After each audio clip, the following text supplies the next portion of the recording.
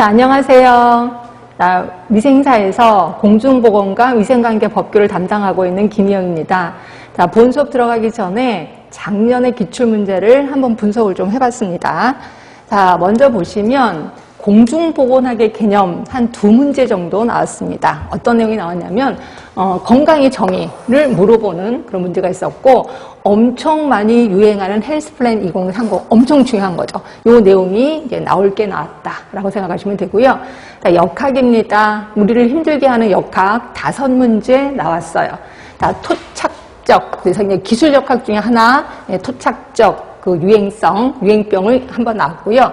네, 단면조사 연구도 나왔습니다. 이것도 이제 우리 역학할 때 우리 다 배우실 것들이다, 이렇게 생각하시면 되고, 그 다음에 이제 분석 역학, 이것도 나왔습니다. 그리고 실험 역학도 나왔어요. 결국 역학 중에 그 유명한 3개, 단면조사 연구, 분석 역학, 실험 역학 다 나왔다라고 보시면 될 것 같고요.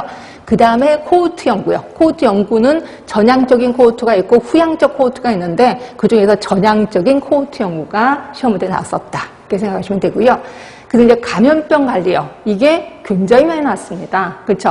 보시면 감염병의 변천 과정, 이거 되게 중요했었는데 역시 중요한 부분 나올 게 나왔었다라고 보시면 되고요.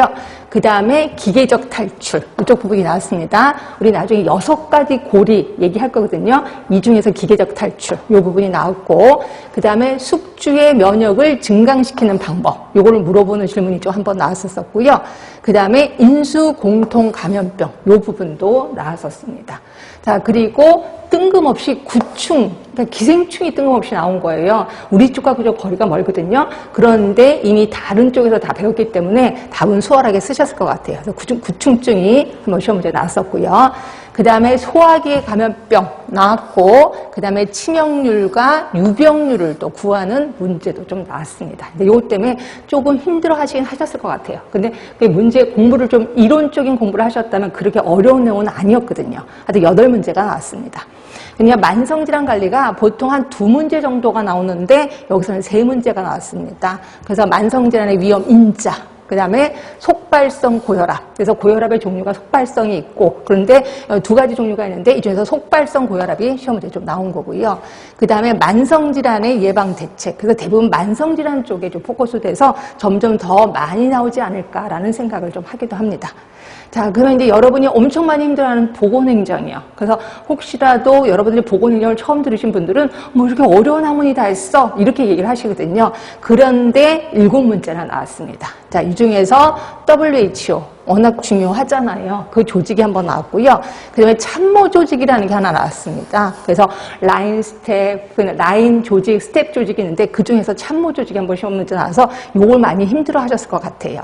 그 다음에 우리 위생과, 그러니까 지금의 보건복지부라고 생각하시면 되고, 요게 이제 일제시대 때 위생과라는 이름으로 이 자리를 잡았거든요. 그 이름을 물어보는 위생과, 요게 한번 나왔고, 결국 역사적인 부분을 좀 신경을 써야 되겠구나라는 생각도 들었습니다.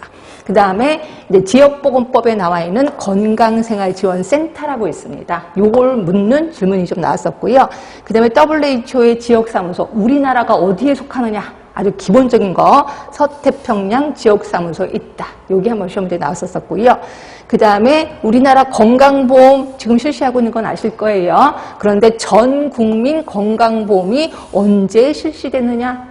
다시 말해서 역사 부분을 또 물어보는 문제가 나왔었습니다. 자, 그리고 본인 일부 부담금 나왔거든요. 결국 건강보험에 대해서는 좀 확실히 하는 게 좋겠다라는 생각을 좀 하시면 돼요. 7문제가 나왔습니다. 근데 보건관리 쪽은 워낙 그 범위가 넓다 보니까 한 10문제 정도 나왔습니다. 예전에는 이보다 좀 더 많이 나왔는데 10문제 정도 나왔고요. 자, 여기에 이제 인구 정태, 인구 동태하고 정태가 있는데 정태 부분 나왔고요. 그 다음에 피라미드형을 물어보는 이제 문제도 나왔습니다. 그 다음에 이제 식품 하시는 분은 아실 거예요. 단백질에 대해서 이제 물어보는 문제도 나왔고요. 그 다음에 모자보건법의 그 용어 정의를 물어보는 기출문제도 나왔습니다. 그 다음에 고령, 초고령, 고령화, 이거를 묻는 그 기준을 한번 시험 문제에 나왔었고요. 그러면 이제 보건교육에서는 역할극에 대해서 뭔가를 쭉 나열하고 다음 중 무슨 보건교육이냐, 역할극이었거든요. 그래서 이것도 아주 쉽게 답은 쓰셨을 거예요. 그 다음에 이제 보건교육 방법, 법에 대해서 한번 물어보는 게 나왔고, 뜬금없이 우리는 보건교사도 아닌데 보건교사의 역할을 묻는 시험 문제가 좀 나왔었습니다. 왜냐하면 보건교사의 역할이 굉장히 많거든요, 법에서. 그거를 물어보는 질문이 나왔었고, 그다음에 이제 정신장애의 원인. 이거는 정신장애를 잘 모르더라도 그 원인이 너무 쉽기 때문에 수월하게 답은 쓰셨을 거예요.